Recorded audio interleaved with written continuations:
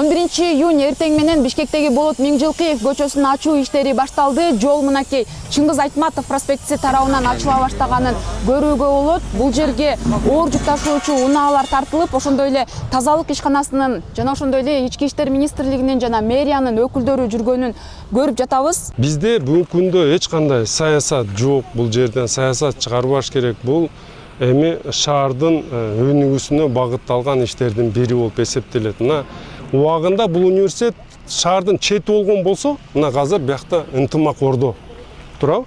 Эми шаардын борбору болуп калды. Шаар өнүгүш керек, жолдор салыныш керек.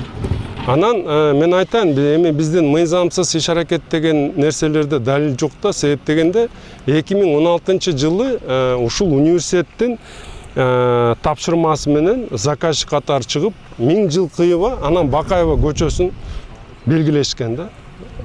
Тиешелүү документтерин иштеп чыгып, жана чечимдер чыккан болчу. Демек, бул жол ошондой эле бар эле. Анан мен айтайын, 2026-жылы биз башкы планды бекитип атабыз. Башкы план иштелип чыгып атканда эч кандай сунуш, сын пикир Манас университетинен берилген эмес бул жол боюнча. Ал жерде көрсөтүлгөн. Бүгүнкү күндө чечим бекитилген. Демек, биз иштерди алып барыш керекпиз бул жол боюнча. Ошондуктан мен дагы бир жолу айтайын, эч кандай саясат жок. Биз деген бүгүнкү күндө бир гана жол боюнча маселени көтөрүп атабыз, жолду курабыз деген аракетибизди ишке ашырып атабыз.